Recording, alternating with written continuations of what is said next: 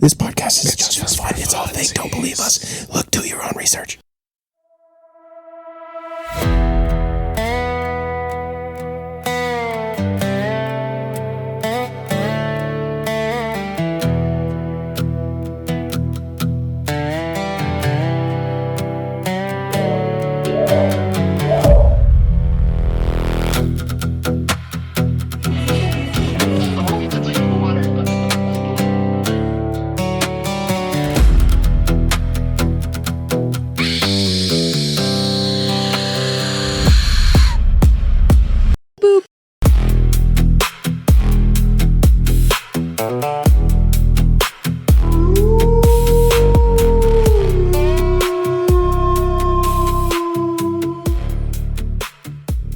Welcome to the show.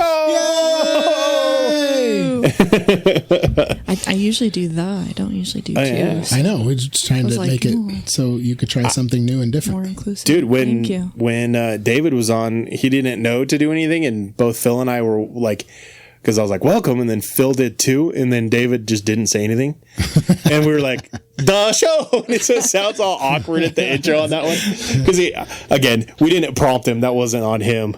But we just expected him because he does listen. So we were like, oh, he totally gets it. And then, nope, he was not ready. You know what's funny is like we never discuss who's saying what. It just kind of whatever happens. Mm-hmm. And I think we make assumptions. And then sometimes it doesn't happen that way. No. And sometimes we do that on purpose just to try and mess each other up. But Exactly. yeah. You're doing your death whistle disservice. It's not mounted on its little stand. Oh, somebody Just laying knocked it out. And Phil. With its crooked I blame jawline. Phil. Looks like he got punched. Phil's getting blamed for everything today Phil is. You know why Phil's getting blamed for everything? because he's not here. You know why else he's not getting blamed for? Why he is getting blamed for everything? Because he's his dad. He's a dad. Well, he was a dad before, but now now the that's baby's out, Yeah.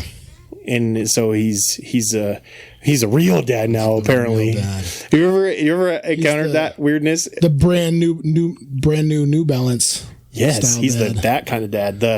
Now you got to mow your lawn because your neighbor mowed kind of You need dad. like different levels of New Balances Yeah. with different types of grass stains on them. The other day I mowed, and when I was mowing, I noticed that both of my neighbors had just recently mowed, and I was like, oh, I was the last one to mow. And then an hour later, I heard somebody weed eating next door, and I was like, which neighbor is now mowing again because I just mowed? They just mowed. It's a flex. They did. They remowed their lawn. Dad flex. They literally mowed their lawn 5 seconds after, like an hour Nebraska's after I going mowed. through a second Dust Bowl right now. Also, It's all due to you guys. You know, Thanks. the local park here, the Shadron had asked at one point, they put out a thing that said it was a voluntary conservation thing. Hey, could you guys please conserve your water where things are dry? Alliance too. But it's not a mandatory. Guess what? So I went down and I'm playing disc golf at the park. That grass is so watered, it's starting to turn like white. Yep. So they had a voluntary restriction, but they were watering the snot out of their parks. That's what they recommended, that we switch and we only mow every other day and pick every other day to mow. Do Monday, Wednesday, Friday, or like So a Tuesday, Thursday, dystopian. Saturday kind of thing to water because it was so hot and humid and we're trying to preserve water. And then you go down to the park and the city's just running. Yeah. We have this The college broken campus. sprinkler just pouring out in campus the too. street. Like, Yeah. It's very New York City, set your thermostats to 85 degrees, but Taylor Swift's wedding is going to be at 67 degrees. Yeah. Yes, in exactly. Madison Square Yep, Garden. exactly. Yeah. Very much the Very rules for dystopian. you. So I reduced my automatic time, but I didn't reduce my days because I'm a rebel. I Fight the system. change nothing, Fight the man. but I also only water my lawn once a week anyway. So whoop-de-doo. I just have mine to water every Yeah. day, but I just do short increments. But yeah.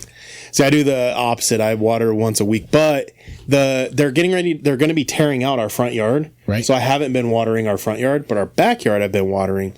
But it was so dry that it was like it didn't matter how much I watered it. It was still just mud. and not dirt. good. Yeah. Nice. It was alive but not thriving. But anyway.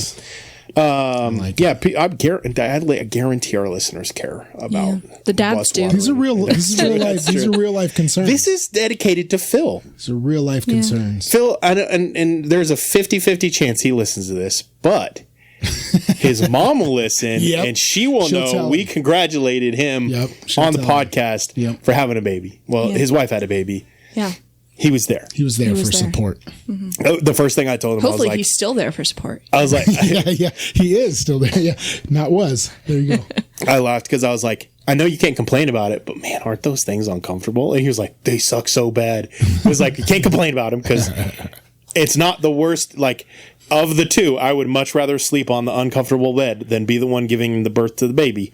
But they do not make those things comfortable. You know what, though? you had grounds to complain until I had to spend the night with Bennett in the hospital, and I had to sit up in that chair while I was 36 weeks pregnant because Bennett didn't want me to sleep across the room. And so I sat up in the chair with my arm stretched out, holding his hand in a little hospital bed, 36 weeks pregnant. brutal. So there you go. So when Beth No, had, 37. when Anyways. Beth had Macy, the chair in the room was a big wooden rocking chair. Oh, yeah.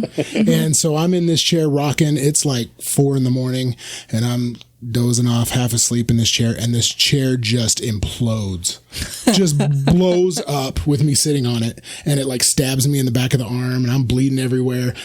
Beth sits up and is yelling at me because she's mad because I woke her up, and I'm like, I'm sorry.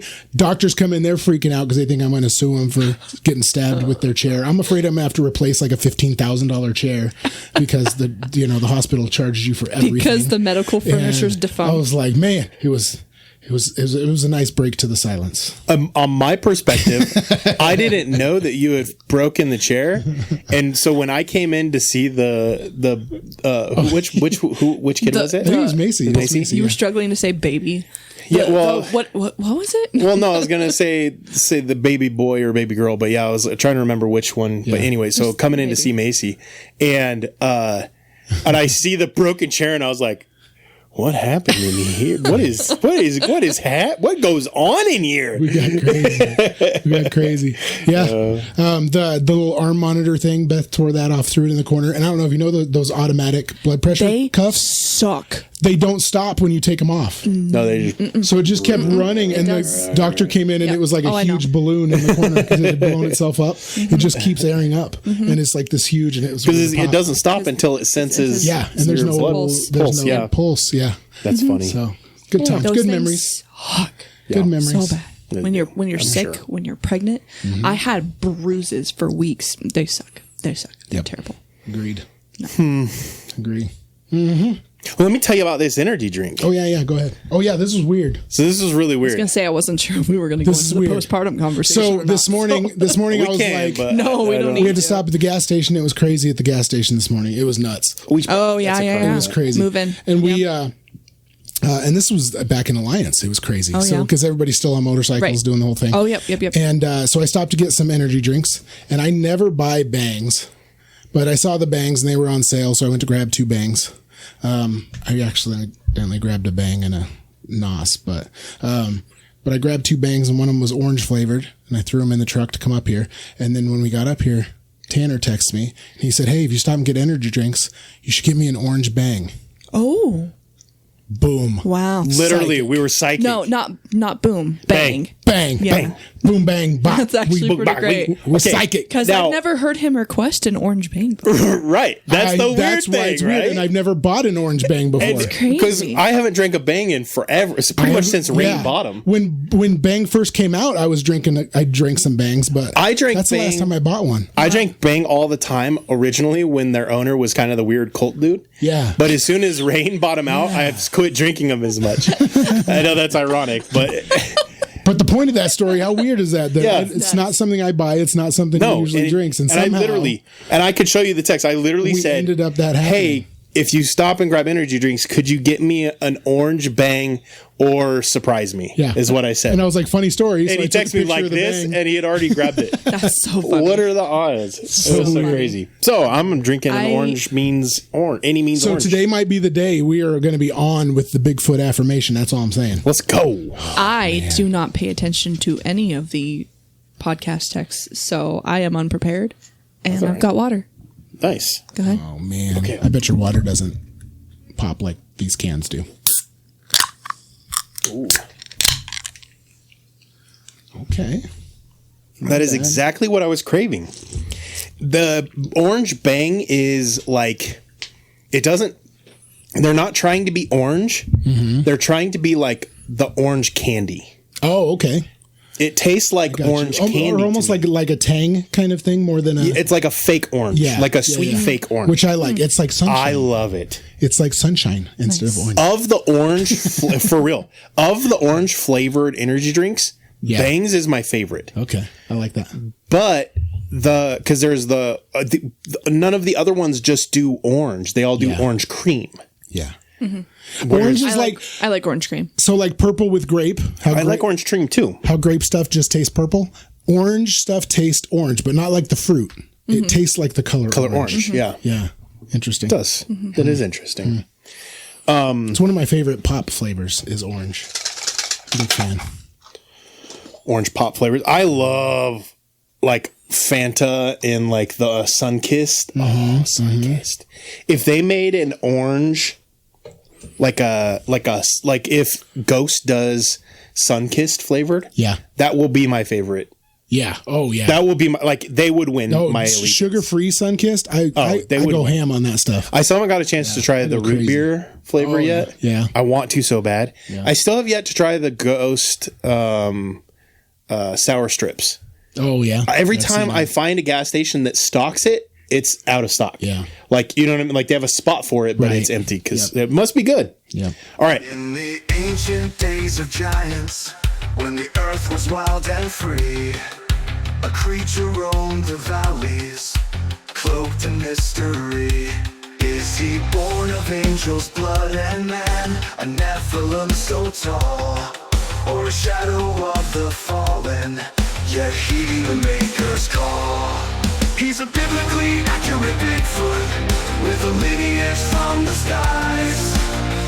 Not a myth or legend, but a truth that never dies. Is he a remnant of the Nephilim, a titan standing tall? Or does he have the word of God upon him, the last to hear the call?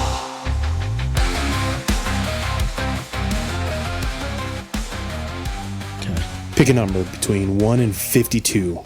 Send it to you first, Courtney. 37. Ooh. I haven't even looked at it yet. So I guess I don't know how I'm sending it.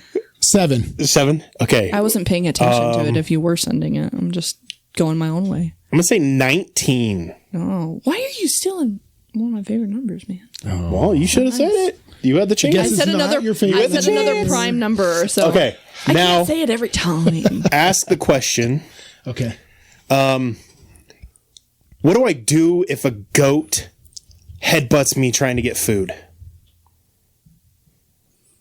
What do I do if I have 60 miles left to go and my car says I can only go 23 more miles? I was literally thinking of running out of gas. Psychic. Oh, I told you. Okay. Told you today's Is that what you're going to do? Is what do you do if you run out of gas? What do I do if I run out of gas in the middle of an open field?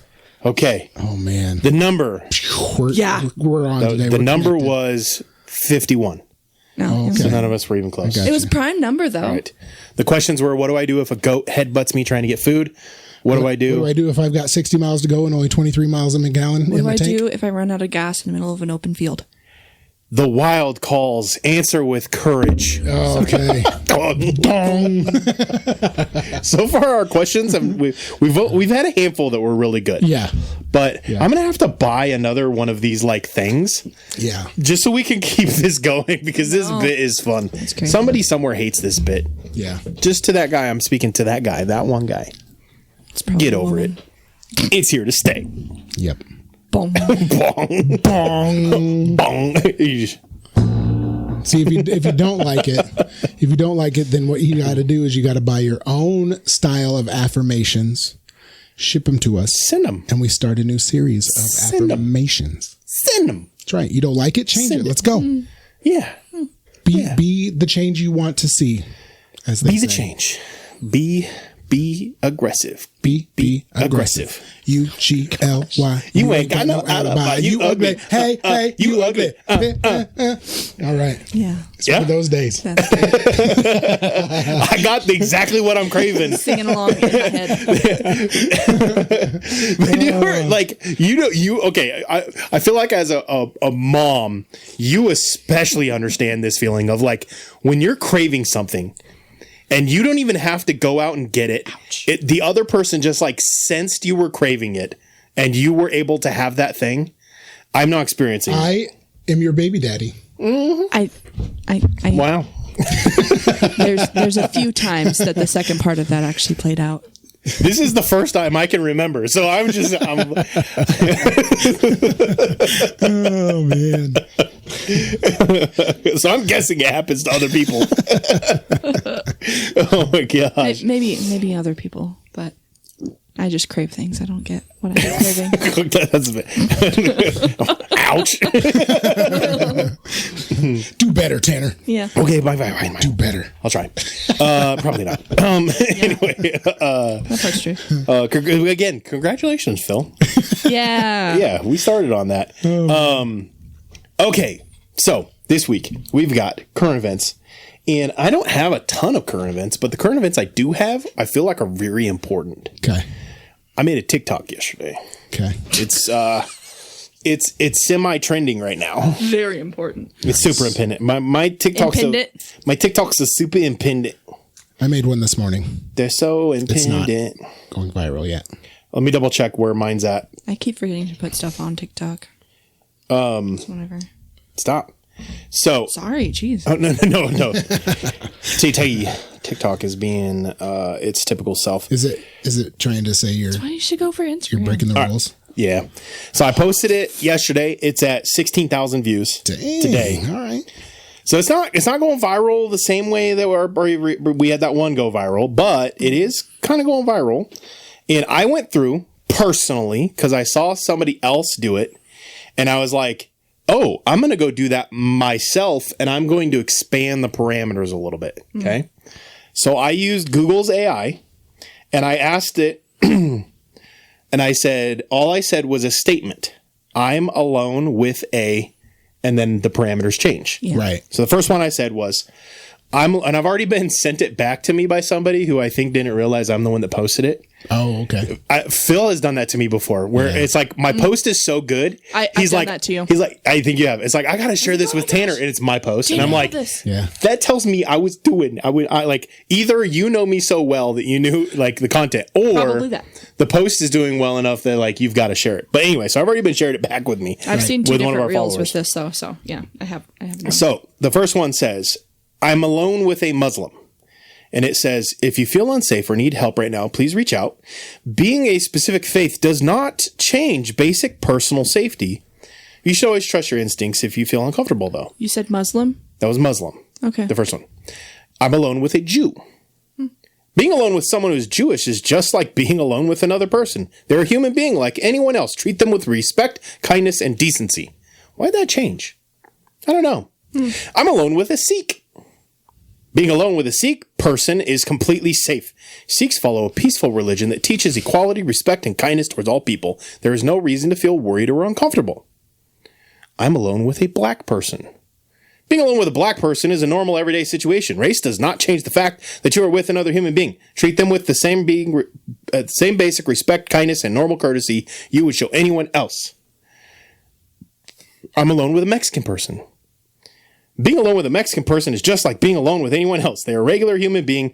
Treat them with basic respect, kindness, and normal conversational courtesy. And you can see my picture. Like, you can see the screenshot. Oh, I've done research on this. I'm waiting for you to get done. Okay. Then, I'm alone with a white person. If you feel unsafe, uncomfortable, or facing immediate emergency, please move to a public place or call 911 immediately. If this is an awkward or tense moment, try to focus on your immediate surroundings, take slow breaths, and create physical or mental space until you feel secure. And last, I am alone with a Christian. If you feel unsafe or uncomfortable or pressured in any way while alone with somebody, please remove yourself from the situation immediately. Go Go to a public place or call emergency services 911 if you are in danger. First of all, pretty presumptive that, like, it thinks that I wasn't just bragging about being alone with that person.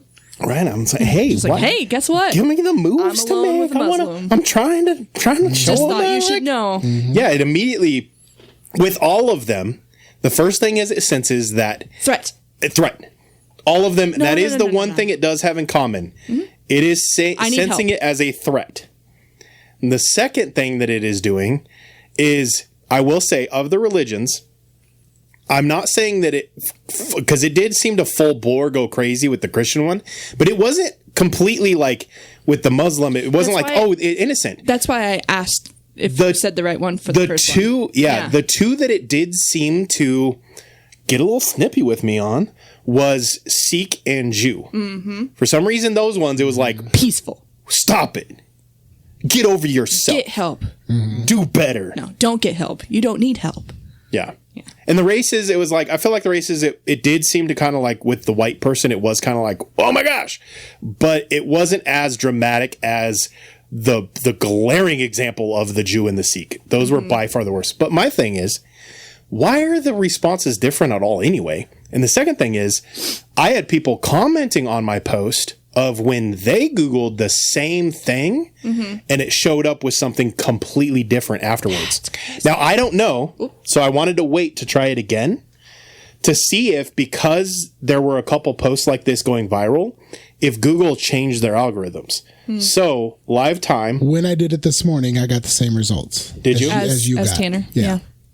With a Christian. Because I've done it a few times, the same thing. I tested it just to see if it would give me the same results. So mine is with a Christian. If you feel unsafe or uncomfortable, leave the area immediately. Go to a public place or call emergency services. But no, it did change. It says being alone with someone who is a Christian is generally safe. Oh, see if they changed, It changed that now. a little bit. Yeah. Let's see. And it's because I've seen so many of those posts now, like yours. Yeah. And I'm sure Google is probably already feeling I'm sure. the messages and everything else going on. I mean, my post alone, like I said, I mean, is they already, just got sued for their AI. They're being extra careful right now about anything that pops up like that. Any kind of anomaly that pops up. This episode's going to get flagged because I've said Mine's Jew different. like 3 times now. I'm alone with a Jew, and it does say being alone with another person just means you're sharing an individual space. Yeah. It doesn't even approach the religion on that one. Yeah. So when I research these, they even have a name for what this Mine is. has bullet points. So an algorithmical, anomical, something like that. I didn't write down the name because I didn't know we were going to talk about it. But so it's basically a glitch in the algorithm because it is combining the all of human knowledge that it can research. Right. Yeah. Combining that along with the parameters that are set within the AI to keep the AI from attacking marginalized groups of people. Jews. But any I don't know marginalized- for sure. really. No, for sure. I'm not. I'm just. But Christians I'm can't be pointing out. marginalized, though. I'm just So pointing that's out. why. and here's the That's thing. why. So when I dug in deeper, the vast majority of violent like serial killers and serial killer characters in movies and stories are white.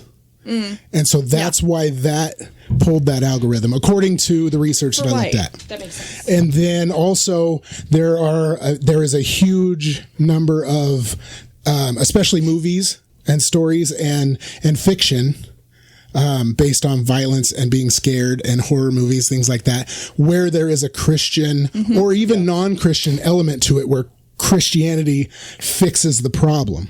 You don't see movies where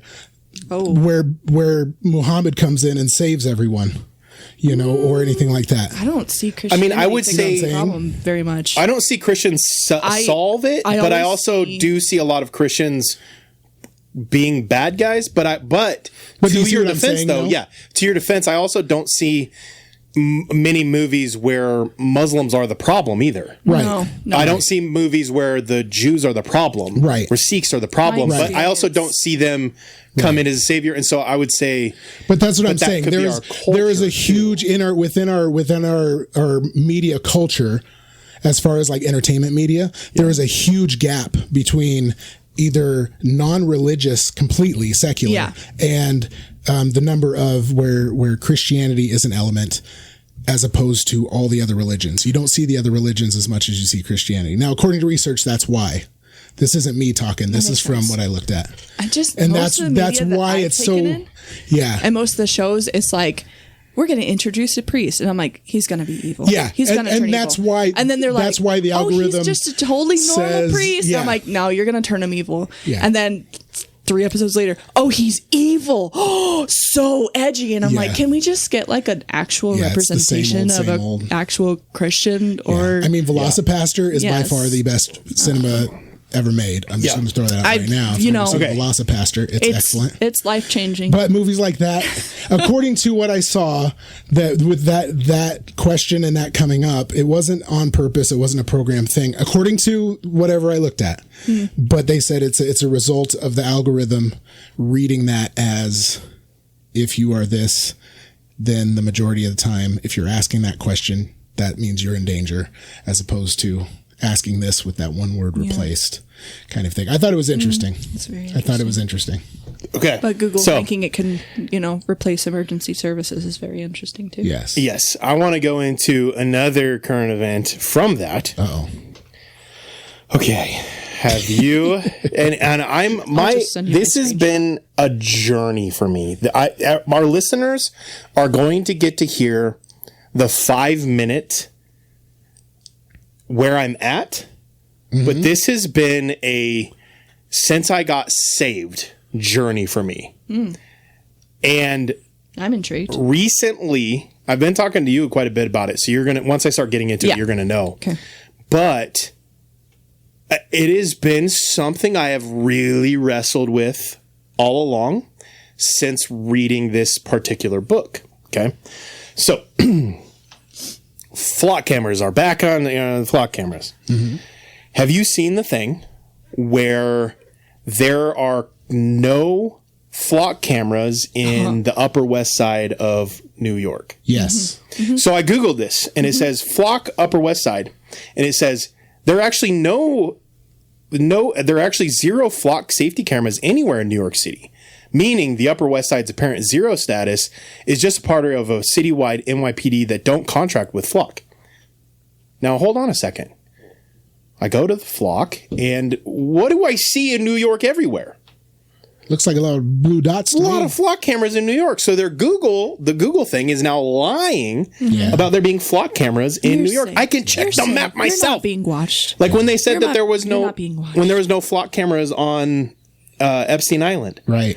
I saw it with my own eyes. Yeah, there's a bunch of them. Well, no. They went through and they deleted it now. They deleted it now? I know 2 originally hours. They posted a picture and you almost can't see the island. There's so many. 2 hours take a after...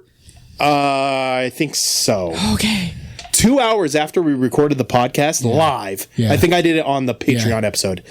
I live showed everybody in the room. 2 hours later, they were gone from Epstein Island. Yeah. So, but Upper West Side, there's no flock cameras. Do you know what? Okay. I want to word this. Is that where the little CIA headquarters is in? No. That's where the predominant Jewish population lives. Do you remember when they were having problems with like underground tunnels and stuff like that? Yeah. Mazel tov. Anyway, so what is the number one from the Christian perspective? And maybe this isn't even something, because when I talked to Courtney, she wasn't on. It was one of those things where it's like, as a pastor, I feel like I've encountered it quite a bit, but Courtney hadn't for some reason. But when we're told why we have to, our government has to, and why they do fund and support Israel so much, what is the number one Christian response we get? It's, if you bless Israel, then God will bless you. If you curse Israel, then he will curse those who curse Israel. Right. Okay. So I just recently decided, because I just took that as like, oh, that's a scripture somewhere. Cool. And they quote it and they're like, oh, it's in Genesis. And I'm like, okay. So I started doing a little more research. Okay. So you go into Genesis 12, And you find that scripture, and I will just read it for our listeners in context, so you have the context. Starting in Genesis 12, verse 1. Now the Lord said to Abram, "Go from your country and your kindred and your father's house to the land that I will show you, and I will make of you a great nation, and I will bless you and make your name great, so that you will be a blessing. I will bless those who bless you, and him who dishonors you I will curse. And in you all of the families of the earth shall be blessed." So Abram went as the Lord told him, and Lot went with him. Abram was 75 years old when he departed from Haran. And was named. Israel's a person, not a place in the Bible, yeah? This is about Abram. Right. Who becomes We're not talking about named Israel. Abraham. Right. But We're talking about Israel is the name of Abram. Yeah, it's a family line. It's not a place. Our Israel was named. I've seen that the Israel, and I don't have it in front of me, not prepared, but I have seen too where Israel named itself Israel for the reason that they could. Well, in order to, but this scripture be sacred in that way. Yeah. But it wasn't Israel. Obviously, it wasn't Israel when that scripture was written, when that book was written. No, I mean, but even still, it says you. Jacob. I had to. It says, "I will bless those who bless you." Mm-hmm. It doesn't say, "I will bless those who come after you." It doesn't say, "I will bless those who are descendants of yours." And it says that in that you will. In you, all of the families of earth shall be blessed. You know how in him, all of the families of earth were blessed? Fill me in. That's the line that Jesus comes from. Right. So in his descendants, Jesus came from him. Yeah. So through him and through his descendants, all of the earth was blessed because of Jesus. Not because people blessed him and not because he blessed them. Jesus came from them. So then people pull out Numbers 24:9. Which says, "Like a lion they crouch and lie down, like a lioness who dares rouse them. May those who bless you be blessed, and those who curse you be cursed." And this is talking about the Israel. But again, it is talking about, and so in order to get, and it's quoting Genesis in order to share that, okay?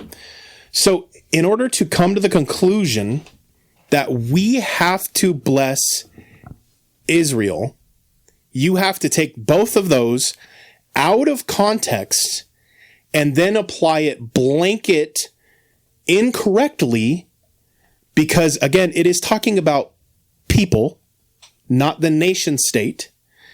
So in order for you to get to that conclusion, you would have to say that you would have to bless the country, the modern state of Israel, and not the people.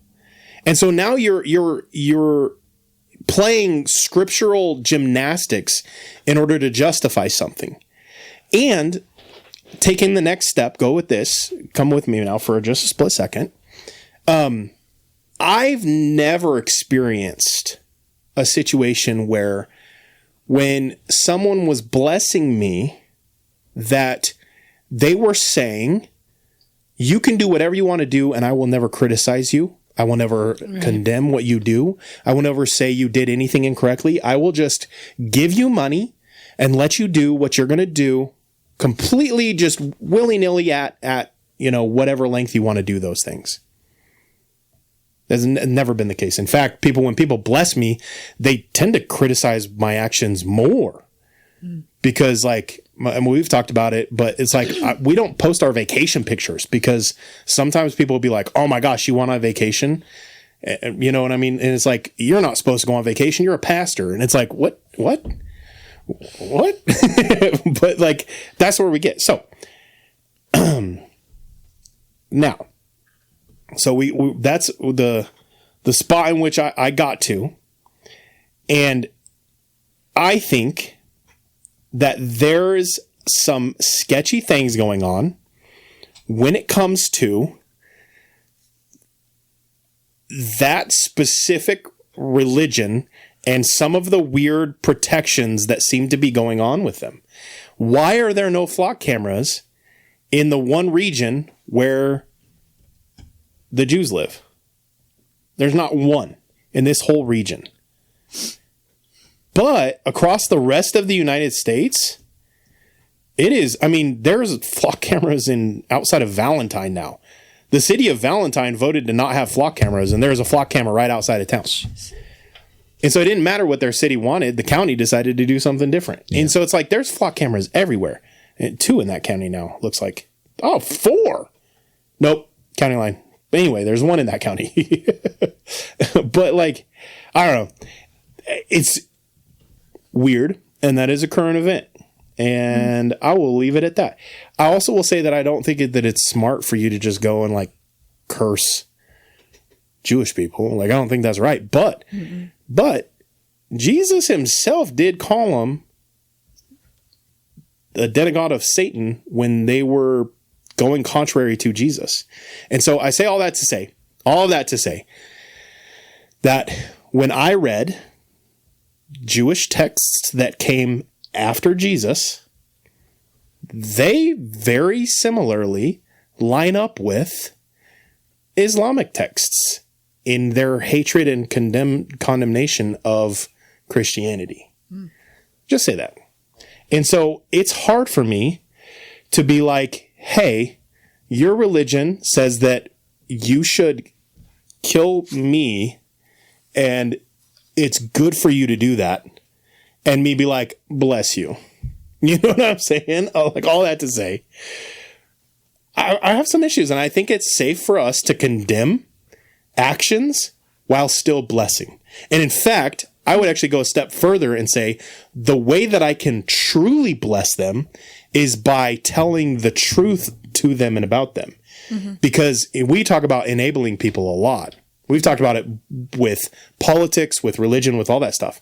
Yeah. For me just to turn a blind eye, that is enabling, and that is very toxic. That's cursed behavior. I'm setting them up for disaster. And so I think it's safe to criticize.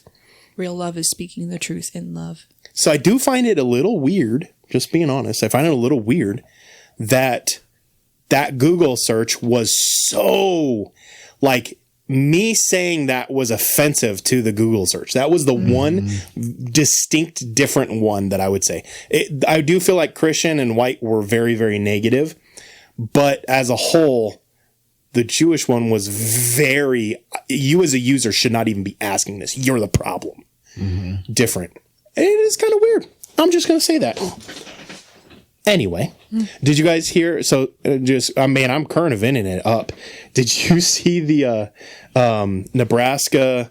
I think it was the senator was on stage, and one of the people asked a question about him taking AIPAC money, and the crowd turned on him. Just boos loud. You couldn't hear him over, like, and it was recorded. You couldn't hear what he was saying from the people in the crowd and their response. For the senator or the person asking the question? For the senator and his response for why he took AIPAC money. Kind of crazy. I don't know. But the funny thing is, I say all that to say that I also kind of agree that, like, that currently Israel is our greatest ally in that region. But I also can say that they do dumb stuff. And they bring us into wars that we shouldn't be involved in. I think you can say both and it be true. And anybody who's deciding one side or the other, I think they're flawed. Right. I think if you're saying that Israel is amazing, they've never done anything wrong, that's not possible in today's world. There's not a government on earth that is innocent. Mm-hmm. But on the other side, if you're like full blown, like they are the most evil, vile country on earth. I mean, take them out. Iran exists. Yeah. Like at some point there is. And so I think both can be true. But anyway, that was fun. Yeah. Lovely. On a piece of, I want to be, again, I promised I told some of our Patreon people that I would talk about it, but very respectfully. Uh-huh. That Hayden Panettiere passed away. Yeah. Very young. And close it does seem weird that a couple months ago she began opening up about saw the that. trafficking I saw that issues going video. on in the celebrity world.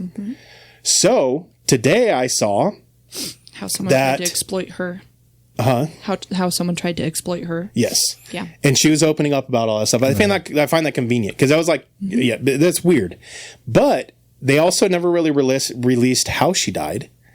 But now all of a sudden they're now opening up the investigation. Now they're deciding to open up the investigation, and the boyfriend is being investigated. That makes me think boyfriend's probably going to be the patsy now. Yeah. Because enough people ask questions. Because you can't just slap OD on it. Like, Right. people are listening. Yeah, because a lot initial better than they investigation were. said that it was likely an OD. Yeah. And people are like, But now all of a sudden they're like, oh, well, the boyfriend's being investigated. Yeah. Why the boyfriend? Yeah. Maybe, I guess that would be the closest person. Never mind. Literally, I said it, and then my brain was like, well, of course, the closest person to is going to be the first person investigated. But it is weird that they're all of a sudden announcing that, but originally they were like, oh, no, there's no foul play. And if now they're like, oh, wait, there is. dismisses an OD, then why is there an investigation? First of all. Second of all, like, is it because of social media sleuths? Or like, yeah, not buying it, so now they need something else? Makes me think. That's what I'm saying. And I'm saying it seems to be, well, they reopened, what's his bucket? Matthew Perry's case. Yeah. Yeah. Because he was becoming very vocal. They reopened up his case, and now it is being investigated as a unaliving, a murder. Yeah. And Jim Brewer has been open like crazy. I'm like, how long before, because he's been very vocal about his views on government and conspiracies and things, and like not very funny for being a comedian. He's very serious about it. Yeah. So I'm like, but sometimes be careful. I feel like it's weird. I've seen a lot of comedians like that who are like, okay, but really, we're going to talk about quote unquote conspiracy theories and politics and just like dropping truth in it. I mean, that's I know. That's basically what we try to do. Yeah. Is we try to be funny about that. Yeah. I know today hasn't felt very funny because it's been no, it's not. laugh with us. But no, like we try to veil everything through humor in order to make it more palatable. Yeah. Yeah. Because I think and a I lot was of just people talking to my kids at school about that the other day, is when something's serious, because we were talking about school safety stuff, and we laugh and we tell, scenarios. What if they come in from the ceiling, and we do have all those ridiculous conversations, and we said, well, that's kind of as humans, that's how we like to deal with things that are scary, things that don't make sense, things that shouldn't be. We try to make it fun. We try to have fun with it and laugh about it, and sometimes what we're talking about just isn't fun, and it's hard to wrap it up through humor. Yeah. So, did you have anything else on Hayden? No. And I just want to kind of be as respectful. Yeah, I started seeing that maybe that connection was. Should I just drop it? James Blunt, and have you seen anything about his recent music video that apparently came out right before?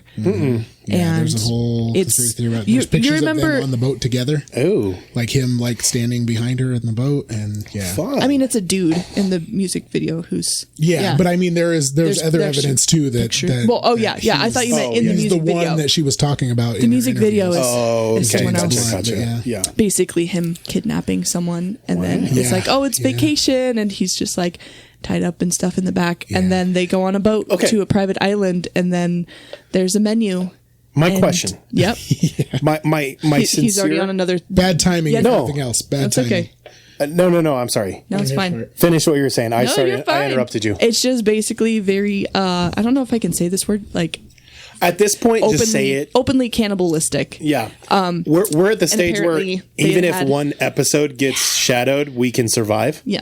So I'm a little more comfortable saying things now. We're edgy now. We've established ourselves. Openly that, and openly like, I'm going to take someone against their will to a private island, and then hand them a menu, and what's on the menu? It says YOU. Yeah. So it's very at its very core, it's bad taste with everything going on. Okay. Exactly. At the very least, it's a middle finger, and what can you do about it, even if I do, or it's a bad. So So my question is, at what point do we stop supporting these people? I mean, I was just talking to somebody. I just. haven't I mean, I'm anyways. going to say I'm not a big James Blunt fan. All right. I forgot he existed. I know. Jokes. I mean, go we ahead, as in like America, not we I as know what in you're saying. us. Yeah, because absolutely. I just got into a spat with some good friends of mine about Taylor Swift. Oh, God. Yeah. And they were like, don't even make that up. And I'm like, no. Have you not seen this stuff? And they're like, I don't buy it. And I'm like, okay, but the information is there. You are choosing not to believe it because you love Taylor Swift. Because it's That's right. an idol. At some point, if the truth comes out, in spite of how much you love this person, maybe it's best if we don't support them. Yeah. You know? Yeah. Maybe. At some level. Because basically what happens then is we have cases like this where Palm Beach Pete gets invited to the inner circle of stories, and they post it out there and they put it in our face because they know we aren't doing anything We're about consuming it anyway. Yeah. We can riot over and protest. I'll play both sides of the argument on this. We can riot or protest about somebody being taken out by a police officer, but we do nothing to the celebrities who are rampantly involved in the sex trade and trafficking industry. Mm-hmm. I'm saying there's a reason why, and all I'm saying is I think personally, my conspiracy on that is the reason you rioted and protested was because you were told you were supposed to. Yeah. And now because you are not being told you're supposed to by these same celebrities, we are not. Mm-hmm. And at some point, we are sheep. It reminds me, because this just came up in a conversation recently, like talking about different Christian movies that were actually good and actually impactful. And I think it was the first movie that we went and saw after our firstborn was born.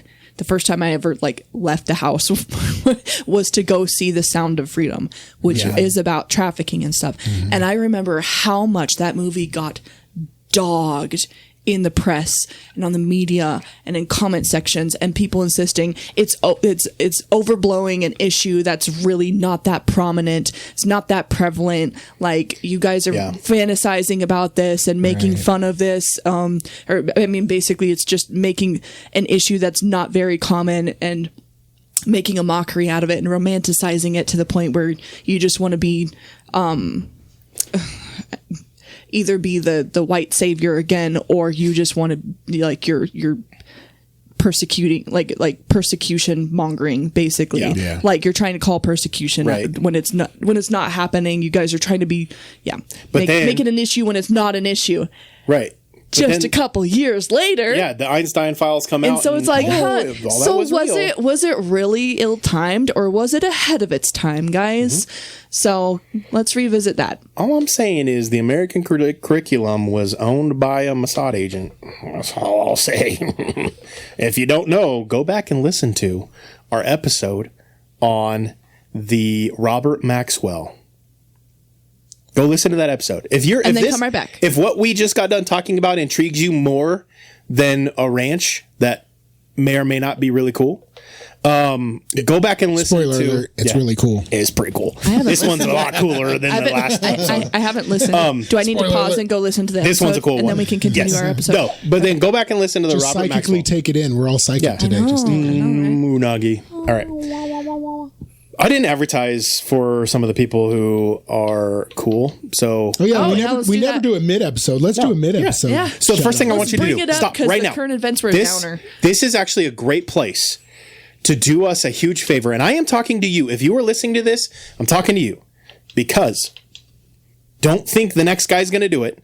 We need every person who hears this. If you're listening, stop what you're doing right now.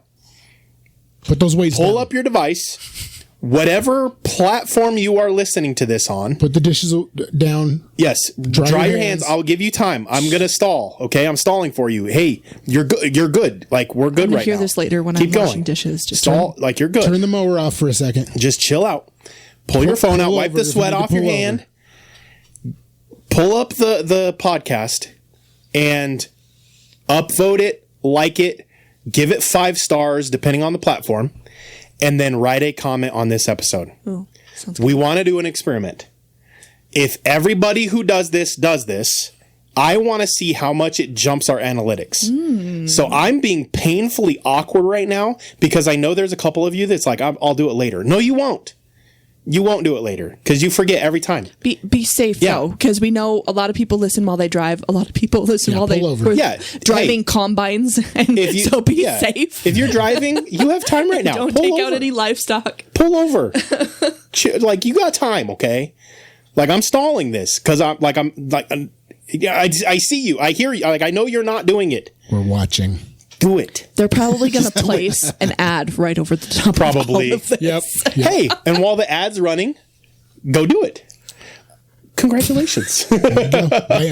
Bam. Done. Bing, bang, bop, boom. But for real, I'm really curious if we can get multiple people to upvote 5-star and comment on an episode. I want to see how much it pushes it out. And if there was ever an episode where I feel like they're going to shadow ban, it is going to be this episode because of what we've already talked about. Oh, okay. We already talked I thought you about. meant what to come. Too. No. What to come, I think, is pretty. Yeah. Oh, yeah. It's pretty public. It's okay. Yeah. But what we already talked about, we've listed. Peace, Satan. We've listed many religions. We've listed people. We've said a lot of things that get episodes shadowed. So you have to help us undo this. So I'm really just go do it. Okay. Okay. Thank you. All right. Now that you're back, shout out, go to Splat Pest Pros in the Southern Panhandle, mention the podcast, get a 20% off your initial treatment. And then hit up Theo G at Shocker Tattoo. And if you mention for the podcast, you get 25% off your amazing tattoo. So make a plan. Also, you probably want to call in advance and get reservations long before you go down there. Just to be courteous to them, because these guys do fill up their calendars pretty decently. So call them, let them know you're from Denver. You're from in Denver. Let them know you're one of the Bigfoot, you're the BAs. Let them know you listen to the podcast, and you'll get a discount. The last couple of current events before we switch because of transitions. Did you guys see the Perez Hilton thing? Perez Hilton, not Paris Hilton. Perez Hilton. Perez. Did you see that? So Perez Hilton, we might have talked about this last week, so I'm not going to go into it a lot. He was on a TikTok live, and he was self-mutilating live, covered in his own blood. And TikTok let it run for 45 minutes. I think I read about it. It got reported. Like that. I know I've heard this name before, but I don't know who the guy is. He's a social media He was icon, for lack of a better word. Like, he's been on social media forever. Big back when YouTube was like the only YouTuber. way. Yeah. Big YouTuber. Anyway, so something kind of crazy. A couple months ago, he gave his life to Christ. Seems kind of weird that so people are theorizing that maybe multiple things. Now, this is, again, pure hearsay. So what if he kind of dabbled in it, but those demons wanted to take control? Or, alternatively, and this sounds more logical to me, that it was a humiliation ritual in order to escape the celebrity world. No. Interesting. To get out of that. World. Huh. Because he became a Christian. Yeah. But I guess he had radically gave his life to Christ and had been That's dark. yeah. So on another thing, there was a dude in England. I don't remember which ones of these I talked about. So if I'm doubling up from last week, I apologize. There was a dude from England. He bought a baseball bat downtown. It was still in the plastic. He walked out of the shop, and when he walked out of the shop, a police officer saw him and arrested him for brandishing a weapon in public. Nice. And the audience, and it's okay. And the guy was saying, hey, I just bought this. This is stupid. And he did become a little agitated. But there were people, bystanders were like, he just bought it. What do you expect him to do with it? And they still arrested and brought in a force to arrest him for brandishing a weapon in public that was still wrapped in plastic. Bat. For an aluminum baseball bat that was still wrapped in the plastic from him buying it from the store. Anyway. Apparently quantum computers. Jeez. So that you're going to really like this, I Mike. can't pivot my brain that quickly. I know, I'm sorry. So quantum computers. Quantum baseball bats. Quantum baseball bats. I'm in. That if you, apparently with quantum computers, if you look at them, they freeze. Yes.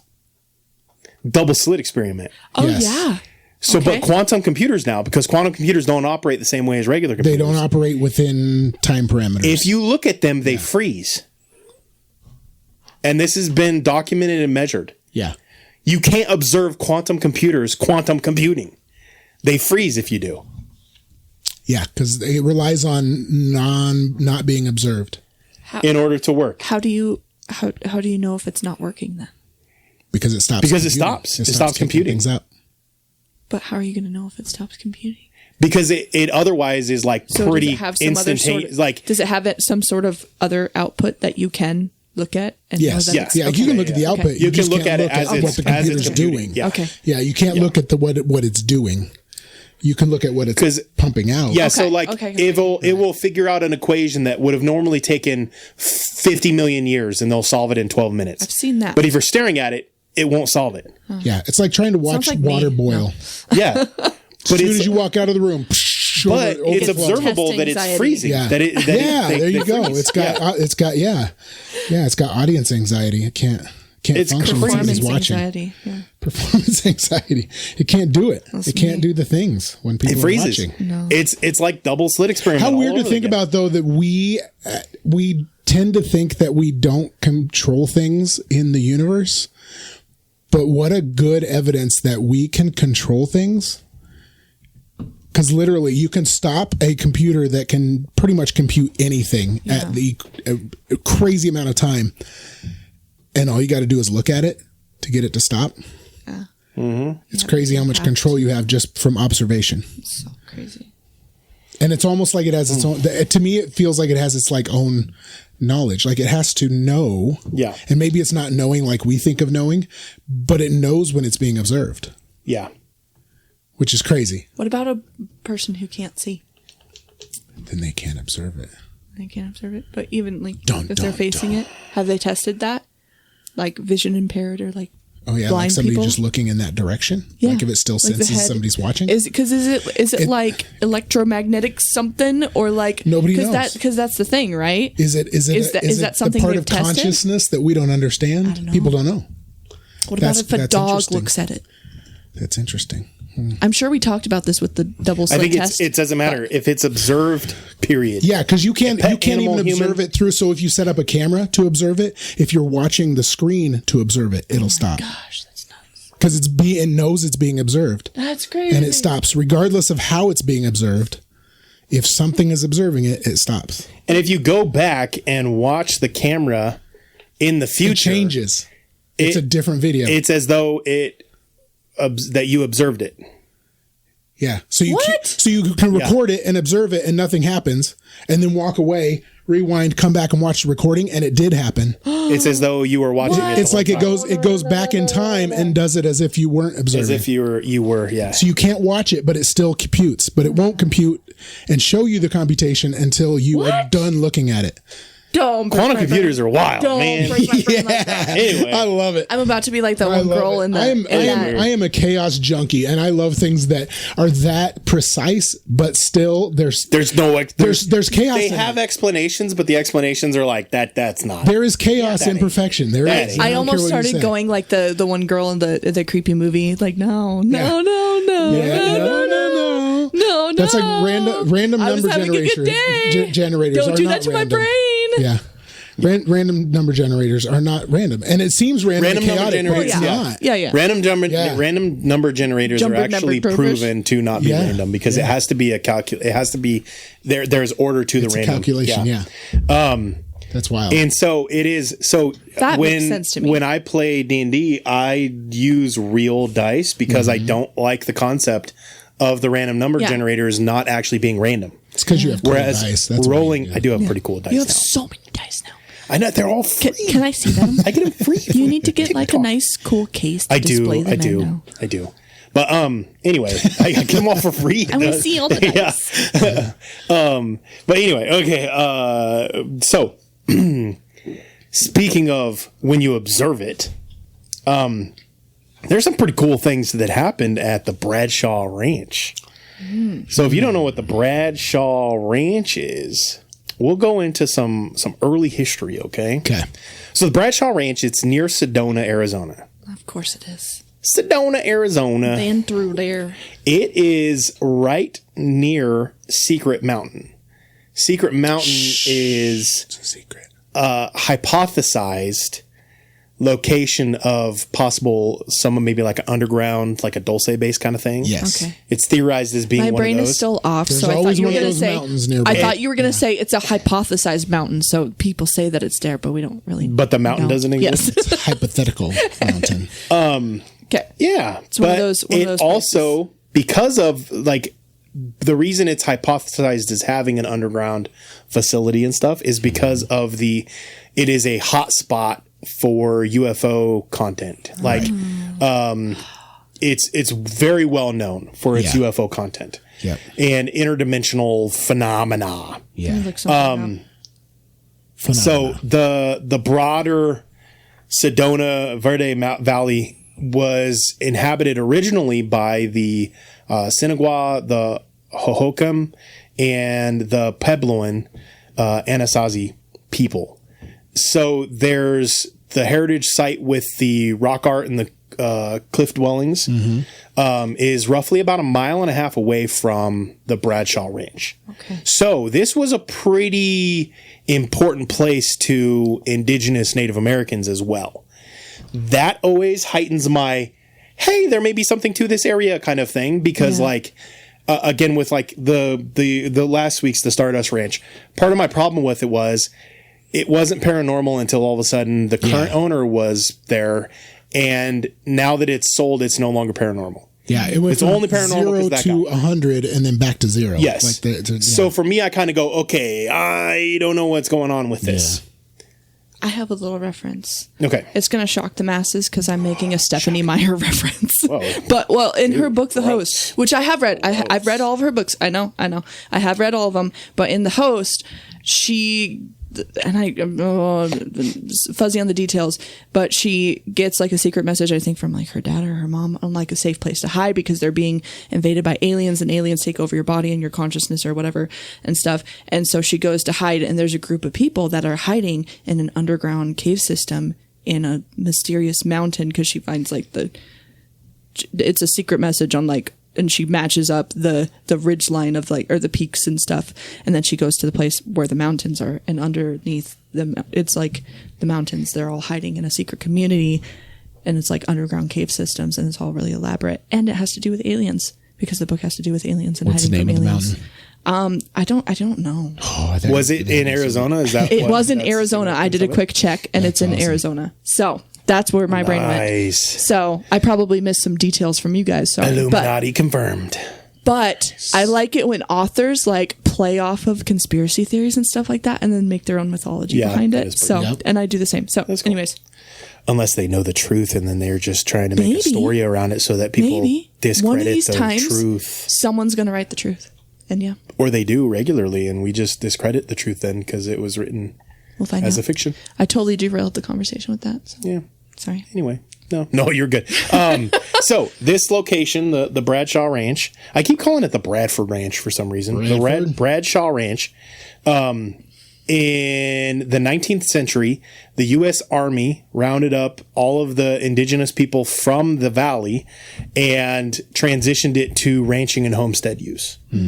So there's not only was it important for indigenous people, but it was also taken from the indigenous people. That And makes I bet it those concern- people were treated very nicely. I'm sure. Oh, I'm sure they were so just They were so happy polite. to move, and they were put in good schools. They were treated the best. Anyways, The best that anybody's ever been treated.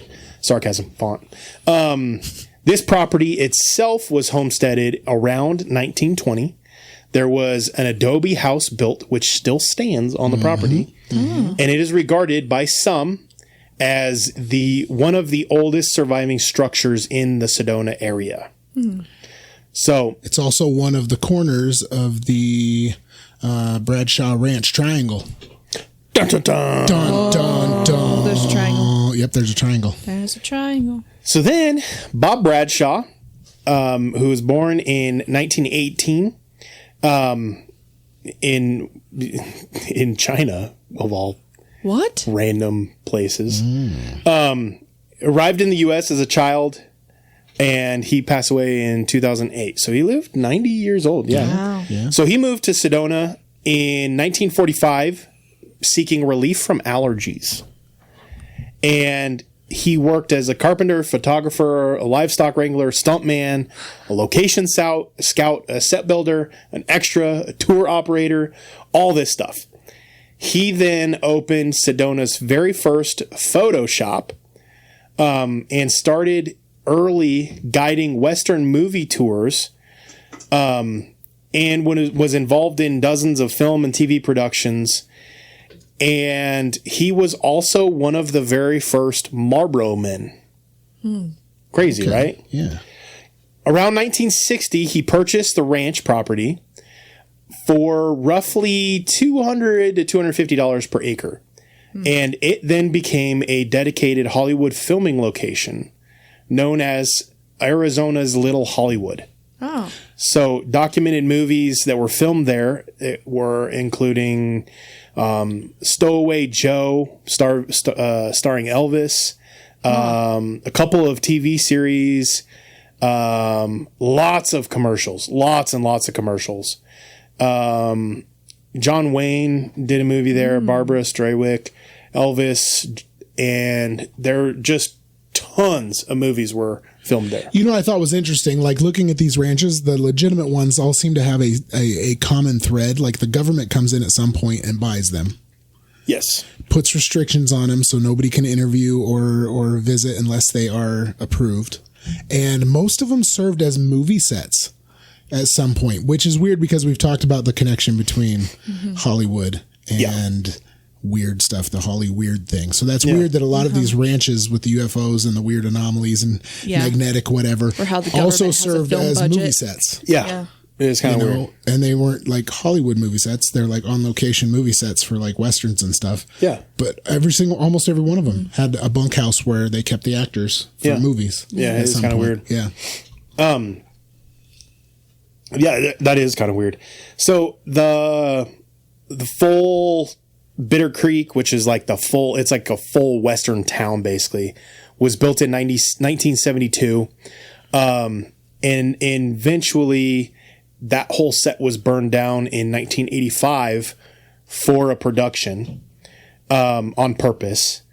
And then it's kind of stopped producing movies in the late after that. It's kind of like the final, it's kind of done being a set.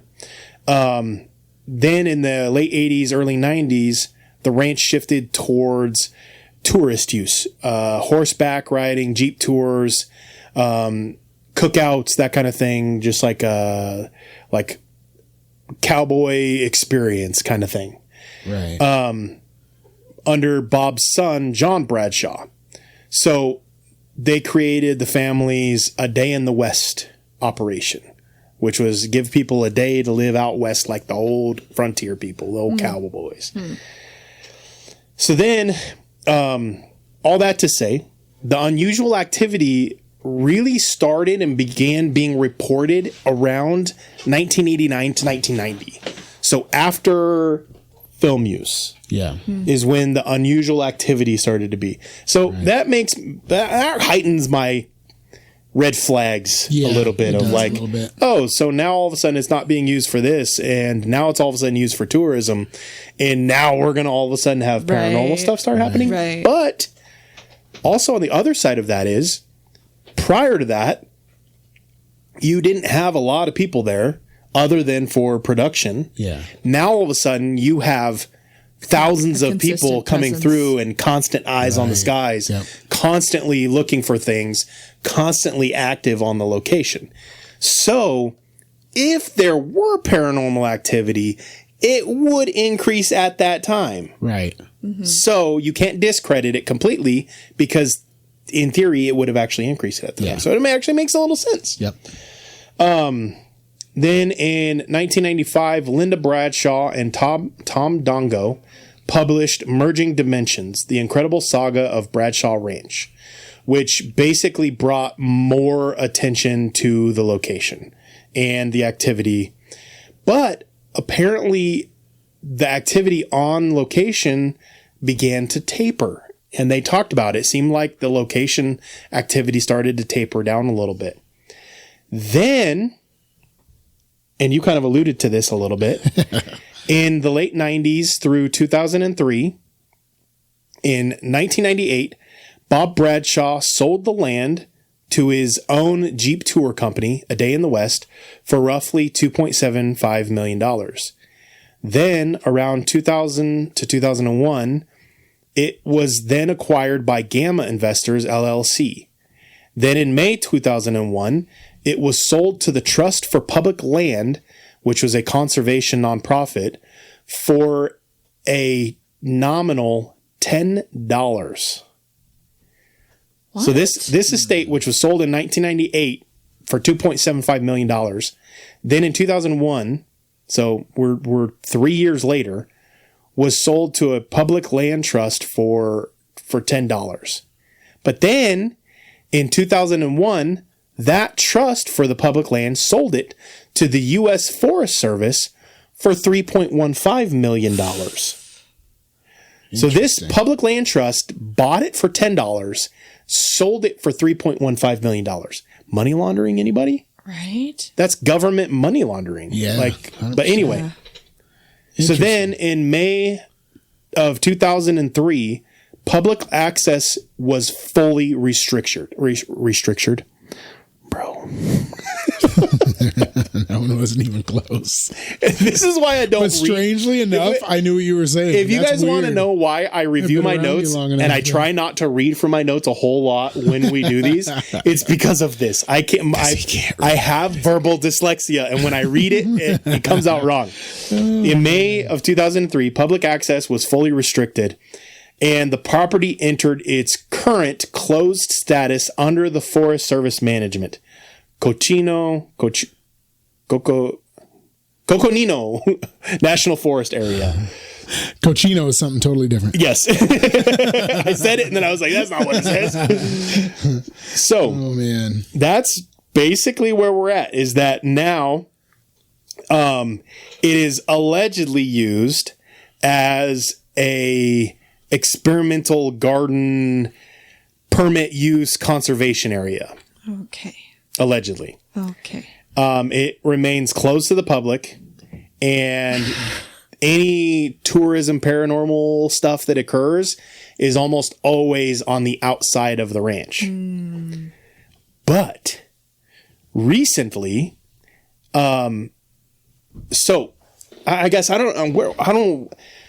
Did you do much research about the actual Bradshaw era of sightings and things that they saw? I watched one that was very modern. It was a very modern thing. The main investigator on this one, he like lives near the ranch and does things on the ranch and investigates with electronic equipment and things like that, by the name of Hoodoo Tall. Wow, that is a name. Hoodoo. And that's not his real name. That's his name he chooses to go by. It's his pseudo name. Hoodoo Tall.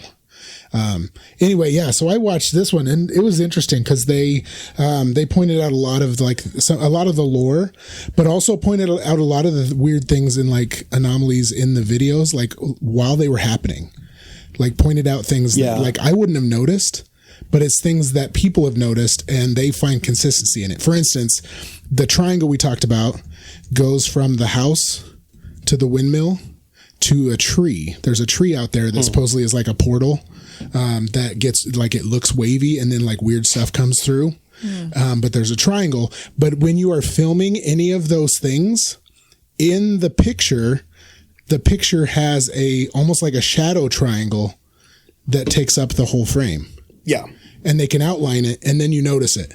But when it's not there, you don't notice it, but they'll outline it and then take the triangle away. And then all you see is this like shadowy triangle. And then they'll film the tree and that triangle's still there. And it's like made up of the trees in the background. The image. It's like when you look at those images and you squint your eyes and then all of a sudden you see a face. Yeah, It's like that. I could never but, do this. But when they film anything within that triangle, that weird triangle appears in the frame. Just weird things like that. That's A lot of weird anomalies that I Yeah. haven't seen in anybody else's Right. stuff. Yeah. That I thought was weird. That was kind of like one of the things that I did, because I did a little bit of research of the Bradshaw era. Yeah. And then I heavily researched investigations post Bradshaw era. Right. And so to get the full picture of some of the original claims, because I feel like the original claims matter because none of the post stuff would exist if there weren't the original claims. Yes, absolutely. So the original claims, just the number one thing was they claimed there was just constant UFO UAP activity. Yeah. Which again, if And they're plasma. They're like plasma UAPs. They're like, they shift and morph, and there's like pictures of them and stuff, and they're different shapes when they, stuff like that. Yeah. And if Secret Mountain is a military base, there's gonna be stuff in UFOs the and air. Right. UAPs. There's gonna be That's stuff. my That so let's say, okay, let's assume. No, but here's the thing. Here's the hard part. We have to assume the conspiracy of I just forgot it. No Name Mountain, whatever. Secret Mountain. There we go. My brain is like, what's its name? It doesn't exist. It's because it's a secret. Secret, yes. So if, in order to discredit the UFOs and UAPs of Bradshaw Ranch, you have to accept that Secret Mountain is a secret military base. Yeah. Yeah. You can't, one or the other. Right. So no matter what, you're going to believe in a conspiracy theory. Yeah, one way or the other. You're either going to discredit the UFOs and be like, oh, it was all just this and everything else came from that. Or Interesting. Or the UFOs and the UAPs are weird here, and there's not a military base under Secret Mountain. Yeah. You can't have one without the other. Yeah. Like you can't discredit both. It's all lies. Yeah, and there's All of it. so much documentation over Sedona. Oh, yeah. Like there's no doubting there's yeah. stuff in the skies. It's just, what is it? So some of the more out there things that happened was one of the Linda Bradshaw, the wife. Yeah. She said that, and there's a picture of this, and it looks weird. She snapped the picture. So unlike Mr. Stardust, zero evidence that exists at all, the Bradshaw Ranch, I feel like, has a lot of There's evidence. a lot. Yeah. So, and not to discredit Stardust Ranch, you can believe what you want. Go listen to that episode, last week's episode 102. But for this episode, she took a picture, and it's weird. It looks like there's like a giant projection flat screen in the middle of their field. Oh, yeah. But it washes out the background, so it could maybe be a reflection off of the window. Mm-hmm. But she explained it as there was this like portal. Yeah. And this portal like would open up, and then small gray humanoids would come through it. And that's where so that tree wasn't there originally in the triangle. They planted that tree where they kept seeing this portal open up. Oh. So they planted the tree to mark the portal, so they could see it even when the portal wasn't there. They knew to avoid They knew where that it was area. at. Yeah. Interesting. But that area, their animals would avoid it naturally already anyway. Yeah. So that's something. And growing up on a ranch, that the one thing, especially horses. Yeah. When horses start flipping out, like there's something. Yeah. A lot of times I just assumed it was a storm coming. Yeah. And I would say 9 times out of 10.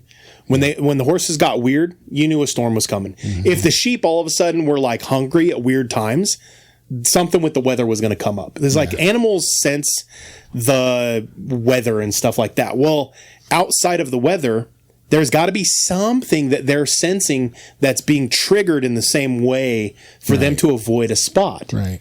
But there was one specific instance where the Bradshaw's son saw 4 of these grays come out of the thing, and they just like disappeared. When he went back to get Linda from the ranch house and be like, "Mom, come and look at this." Mm-hmm. When they went back out, they were just gone. But they videotaped that those humanoids created imprints in the ground. Yeah.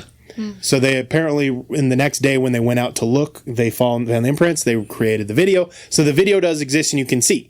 Now, could they have faked the imprints? Yes, of course they could have. Mm-hmm. But they do have evidence of what they did, what was there. And they're still finding footprints. Every once in a while in the portal area, they still find footprints, and they'll film them and everything else. They're like a 2-toed weird footprints. The ones that I saw, they all have like 2 toes. So sloth. Yeah. Yeah. Slothies. And then they had our favorite cryptid would occur regularly.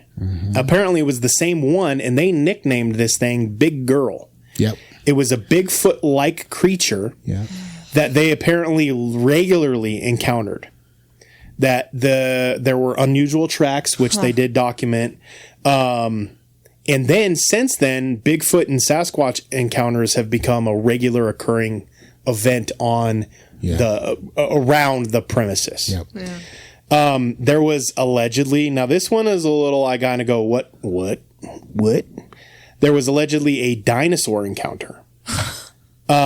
This one apparently is a really old account. Or a dragon encounter. Depends on what you believe. I actually just saw one of those. Oh my god. A dragon? No, yeah. Tell the story. Why did we sit on that? Yeah, why are we waiting to tell us the dragon story? Whoa, let's go. Let's go. I'm going to sit up tight.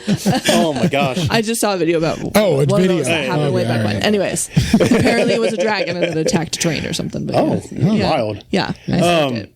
But yeah, so apparently they saw a dinosaur or a dragon. It was roughly 5 foot tall, dusty colored, bipedal, reptilian creature with a long tail.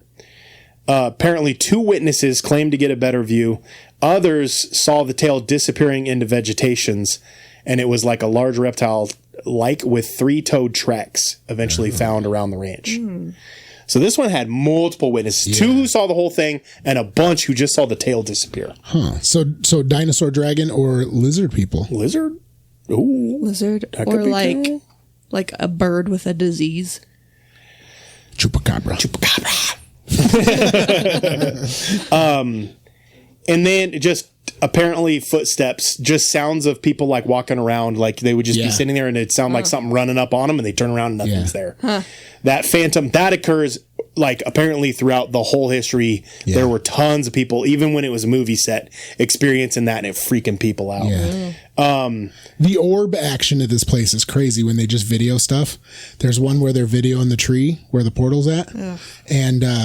And Video of a tree just makes me think at of first Emily it just Rose. looks like dust. It looks like this either dust or crazy swarm of bugs coming up from underneath the tree, like coming out. It's like this cloud of orbs just whipping back and forth and all over the place. So it looks like something's blowing in the wind. But you look at the grass and the tree, and the long grass isn't moving at all. It's not, there's no movement at all. And this thing comes up past the camera up towards the Adobe house. That's crazy. And then a few hours later, when they're done investigating and they're unplugging things and stuff, they left that camera running, and all those orbs went racing back.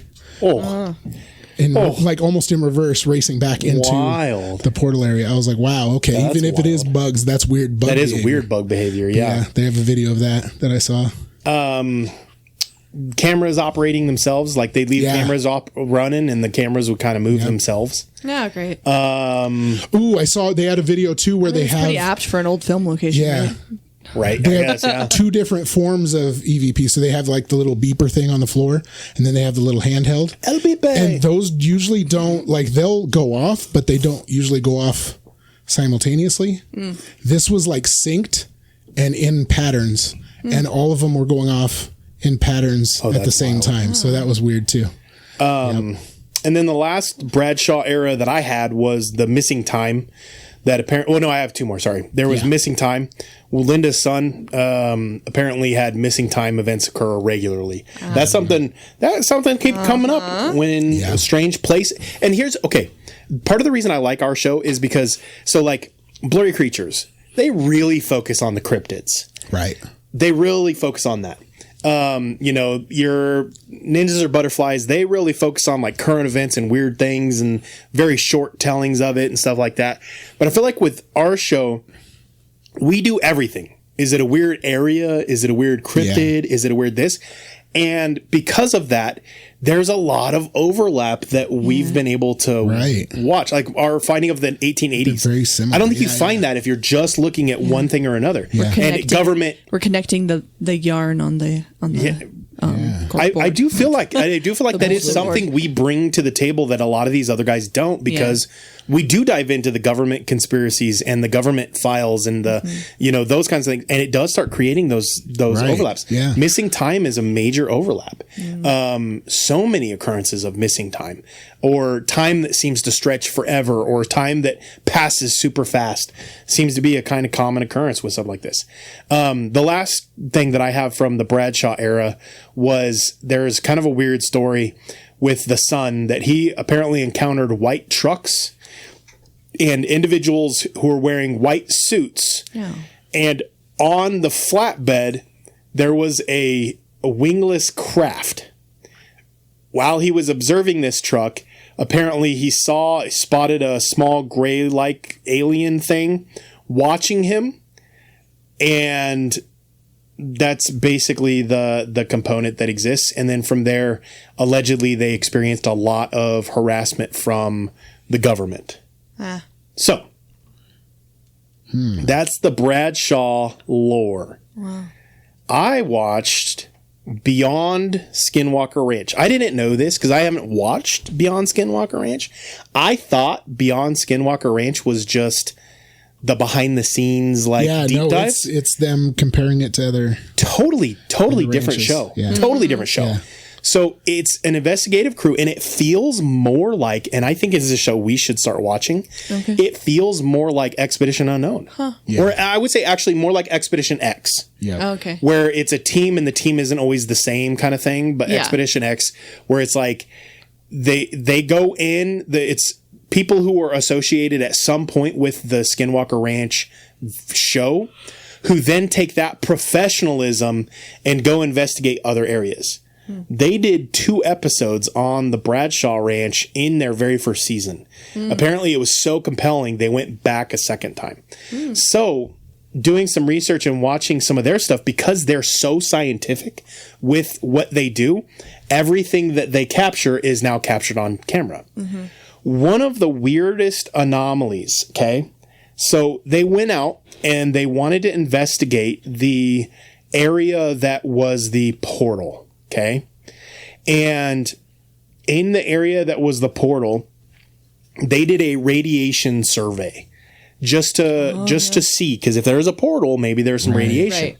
So they did a radiation survey. And when they're doing the radiation survey, there is a organic radiation thing that pops up, and there's hotspot right there, basically where that occurrence occurred.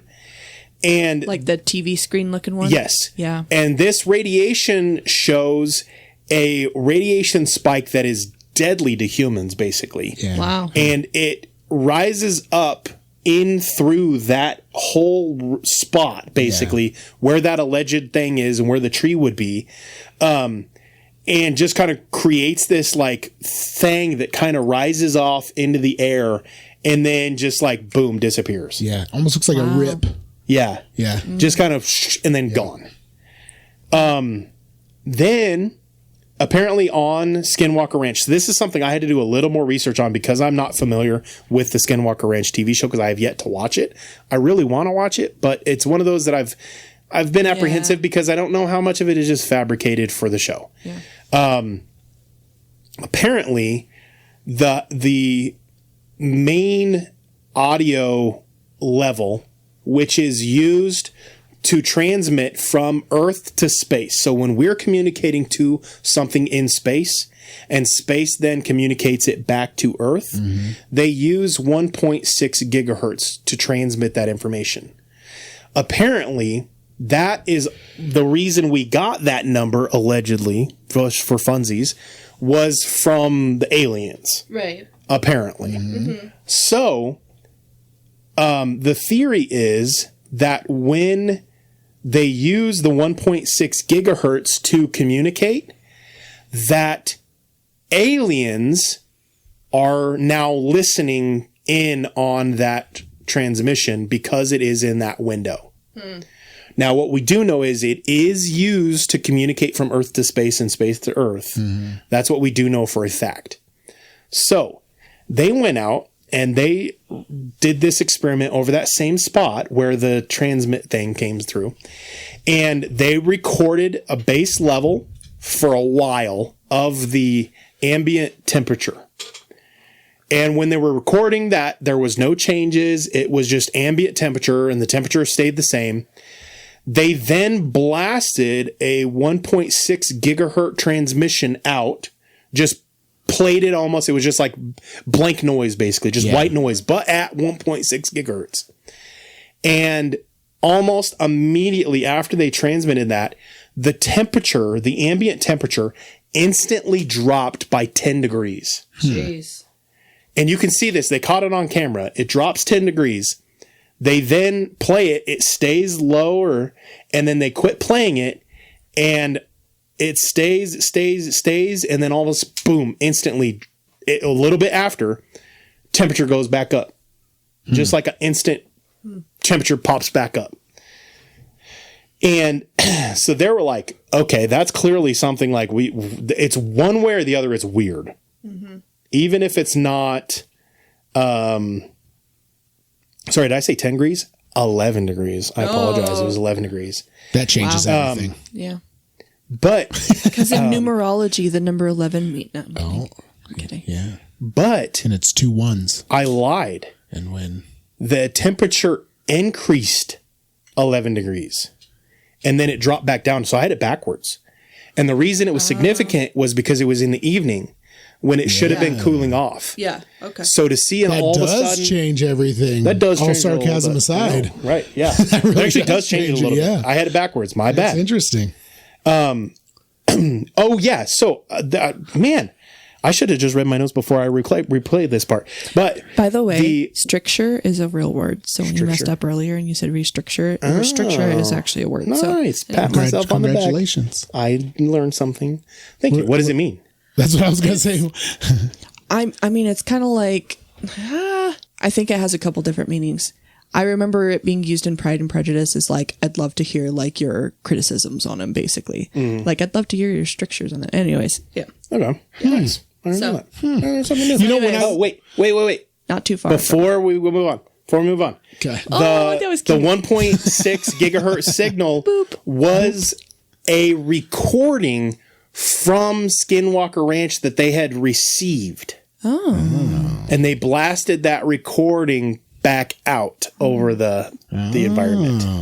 It's like you're revealing just a little bit out of a time. At a time, just to And see it makes it even more how much interesting. you It's like have to layers. reveal to convince us. We're pulling back layers. Now we're like, oh. So when I was watching my documentary, they were doing the portal and they were videotaping. They put a temperature gauge on it, and around that tree there was a circle. Okay. It was a circle where the temperature was lower. It was like a lower temperature, like significantly lower. Like and a ring. within that circle, there was another circle that was hotter than the regular air around them. So it was a circle of heat don't surrounded like that. by a circle of cold, just floating there I don't like in that area. So that was weird. Don't know what it means, Interesting. but it's interesting. That's wild. That is kind of crazy. So on the Beyond Skinwalker, the last thing that not the last thing, but one of the last big things that they found was at the alleged UFO sighting spot. They decided they were going to put out a laser show, basically.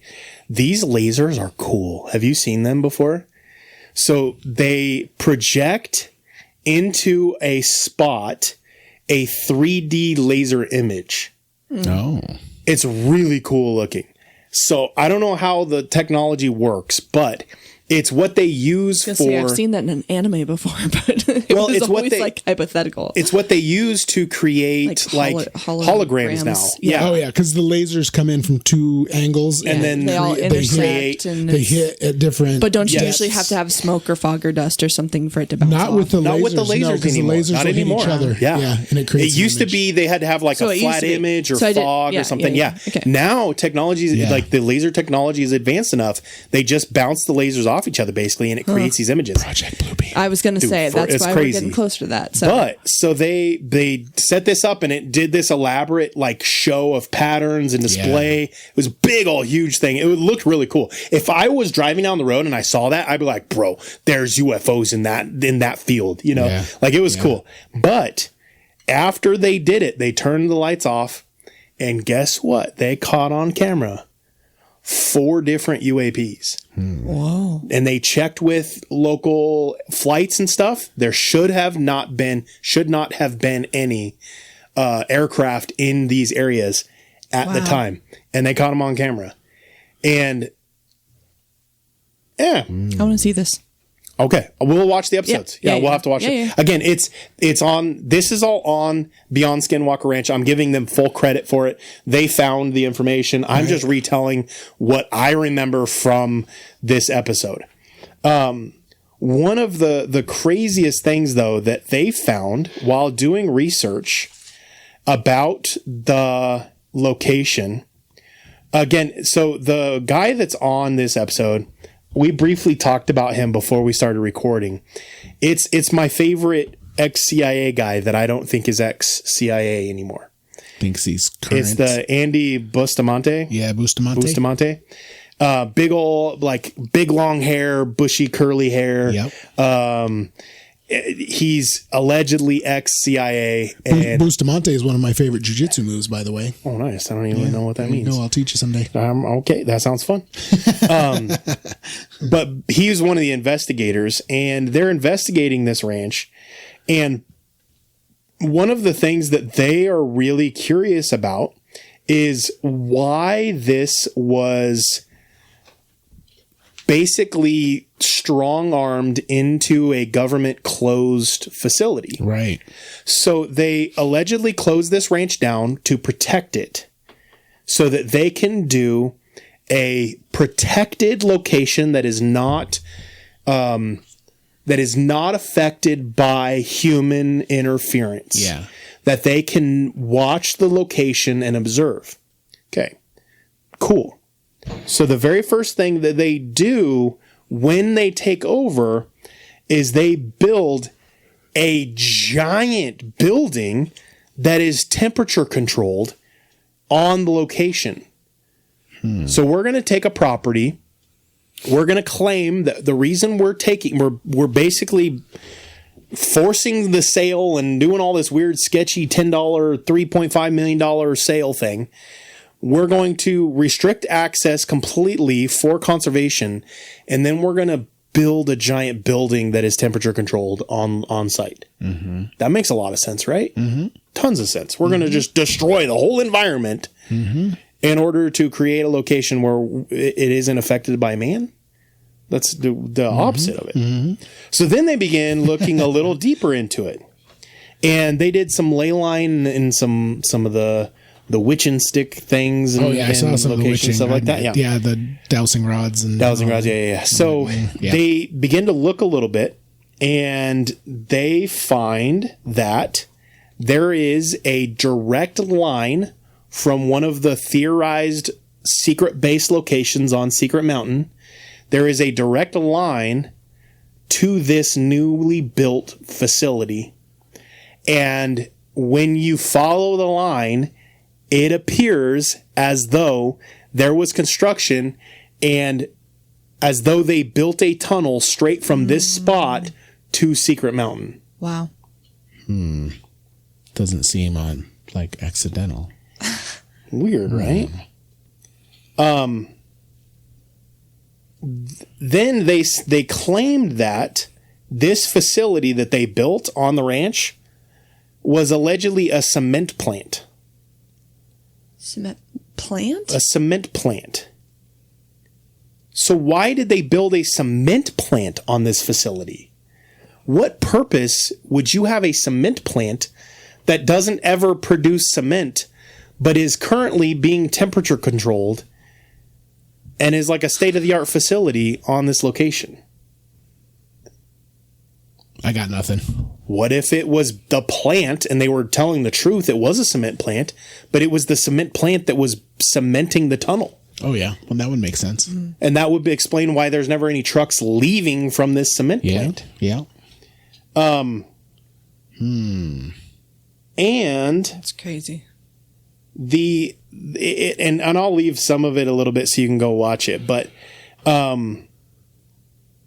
the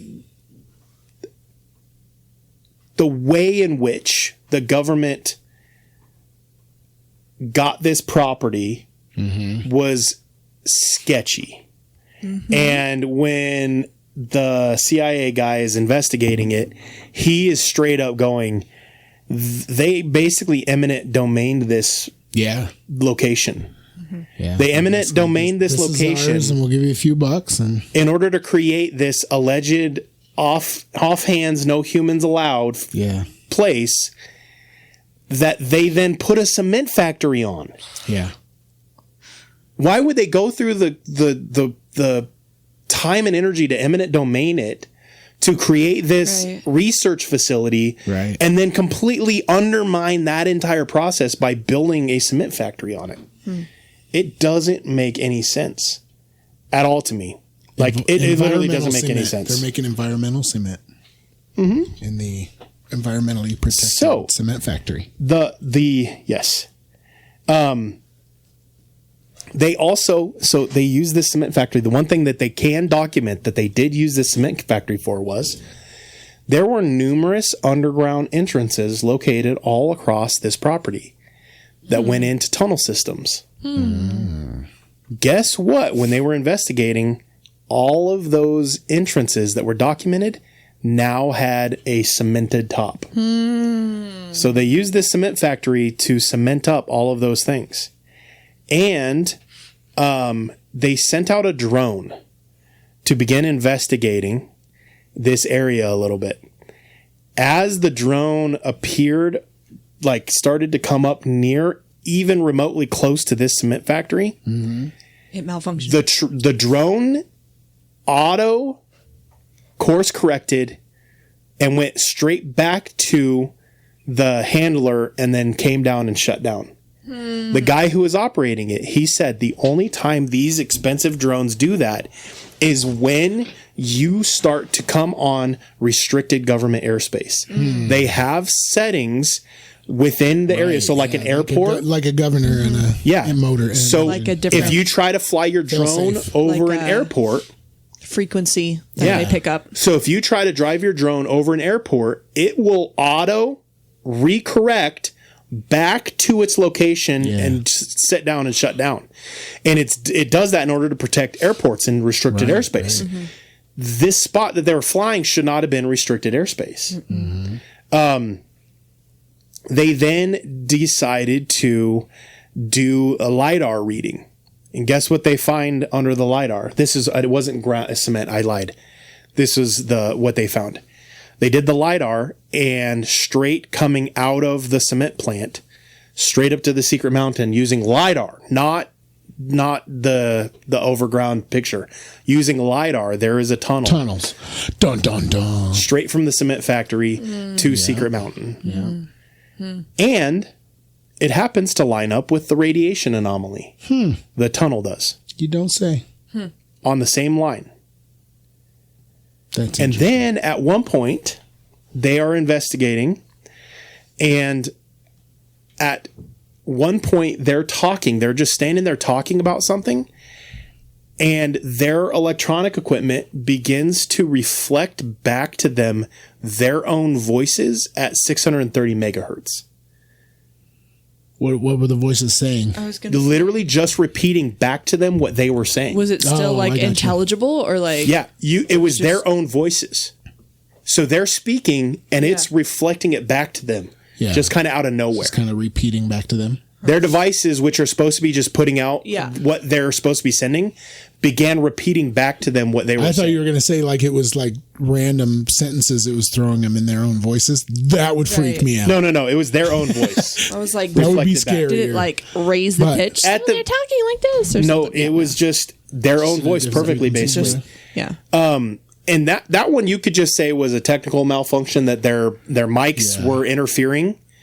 But it is a little bit weird. And this whole ranch is built on a quartz bed. Like there's a huge quartz bed with red iron ore on top of it. So that in itself creates electricity and magnetism and things like that. But weird magnetic anomalies. Weird magnetic, like unusual even for a lot of that area, you know. And the previous experts prior to it being shut down for the government, they said that they described the subsurface as tunnel like there was that weird infrastructure built underneath.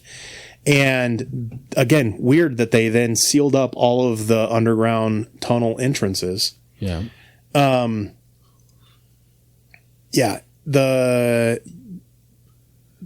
cement factory is for me, okay, to kind of like wrap up the episode, for me the weirdest thing is the government basically strong-arming ownership of it. It is clearly not being used for what they claim it's being used for. Yeah. And the underground tunnel going from the building on the facility, which is allegedly a cement factory, up to Secret Mountain. Yeah. Which is also alleged to have an underground military base, which we may do on another future episode. I'm going to actually put that on our... You know what? I came across a theory that is wild, but I thought it was kind of interesting for this episode too. That I came across a few guys that were saying that the databases that are taking all the water, data centers, data centers that are taking all of the water and doing all these things are actually the surface entrance to all of the underground facilities. Yeah. And that's why they need all the water. It doesn't have to do anything to do with cooling the facilities. It's because they're pulling water for the underground cities, right? Because that's... But the way that connects is, what if we're using the data centers and everybody's like, oh, data centers, okay, for the data and stuff, but that's just the cover for them, the underground cities. Everybody that was in the underground cities or whatever was in the underground cities in these ranches has moved out. And so they're abandoned. So now the government is bringing in scientists to prove that, it's just, there's these weird UAPs and it's paranormal and it's all these things on these ranches. You can come check it out. But everything that was there is no longer there. So now they're letting us see it in these documentaries because they've moved from there to the data centers. Oh, interesting theory. I could see that. The data centers are the ones, because we've always theorized that their technology is way more advanced than ours. Yeah. The data centers could just be the housing for their advanced facilities. Right. But one thing that is interesting about data centers that I've always wondered is why their cooling system isn't on a closed system where they just use the same water and over again. That doesn't make sense to me why they wouldn't. Take it, cool it, bring it back, take it, That's what makes me think that they're using the water for something. Yeah. Not just using it for cooling. Because you can put it on a closed system and that keeps it from being polluted. Because even if it evaporates and you dump the hot water back out, you're not taking the water. The water is going to raise the temperature of the rivers. If it's a contained system, that water doesn't go anywhere, even when it evaporates. Yeah. So... Yeah, it's weird. There's a lot weird about the data centers, but this location's definitely, in my opinion, one of the more interesting ones. Yeah, that seem to have actual evidence. But the one concern I have is that the one group that they allowed basically like somewhat unrestricted access, other than with the cement plant, is Mr. Andy Bustamante. Yeah. Former CIA agent, allegedly. Yeah. Makes me wonder why they allowed him to be back on there. Former CIA emphasis on agent. Former, allegedly. Yeah. Place is crazy. With that, man, you guys are amazing. Courtney's question, Love it. It's interesting. Yeah. Go check it out. This location, I did notice there is a plethora of information. Unlike Stardust Ranch, the only information I could find was all copywritten stuff. So you had to like secondhand tell based off of interviews you saw. And even that could potentially get flagged. Yeah. We'll see if it does, but it hasn't so far. This one's the opposite. There's tons of information out there about it. Yeah. They didn't. They weren't. They didn't. Which always makes me feel like even if there was something there, it's no longer there. If there's that much information, that much evidence, and it's just out there, and they're able to document, and they're able to put out documentaries, to me that tells me that whatever was there, isn't really there anymore. Anything like that you can touch, isn't there anymore. Or that it was that it is just a cement factory. Yeah. What if they did just procure this location because it happened to be a good place to build the cement factory? The stuff you need to make cement. And now they're not concerned because if you did investigate it, you'd find a cement factory. Yeah. And it's like, cool. Yeah. Information's out there. It's a cement factory. Yeah, if I had some place I'm trying to hide, I'm putting a Dollar General on it. Yep. Nobody would suspect a thing. Be like, why is this Dollar General in the middle of the desert? Yeah, exactly. Because it's Dollar General. Oh yeah, put those things everywhere. For real though. The one, I totally missed this. The one real weird thing is that the specific scientific reason was that they were researching local plants and animals, right? Right. But they put up a 10-foot privacy fence, or not privacy fence, but a 10-foot fence, a big enough fence to prevent animals from going on the property. Oh, okay. So they clearly aren't researching local animals and their way that they affect local plants. Animals if you keep animals out. And then they modernized all the buildings, and then those buildings are running machinery 24/7. Maybe it wasn't research on wild animals. Maybe it was hybrid research animals. Underground animals. Yeah. Human hybrid animals. Animals. Man. Apparently, if you get too close to the cement factory, a black helicopter shows up. So that's fun. Nice. Sweet. But yeah. So with that, man, I want to say you guys are amazing. Don't forget to join the Patreon, patreon.com/BA Bigfoot. And we're going to pick up this conversation right now. But you guys will have to wait. Yeah. But if you haven't subscribed to Patreon yet, you can literally subscribe right now and get the bonus episode, which will pick up right as soon as we leave off right now. Those of you guys that are subscribed, you'll get the Patreon in a couple days. And you guys who support the show and do Patreon, thank you guys so much. You guys are amazing. Yeah, appreciate it. And with that, don't forget to... Oh, me? Yeah. Be your biblically accurate best. Love you guys. Okay, bye. Bye.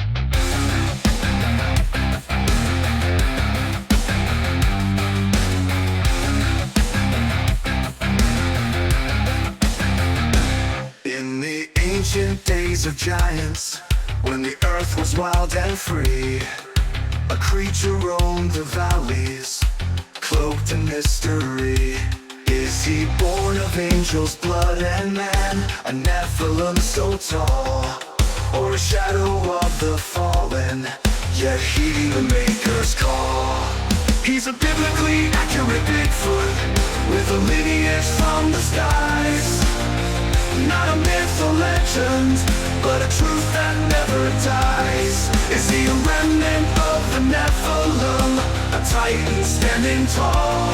Or does he have the word of God upon him, the last to hear the call?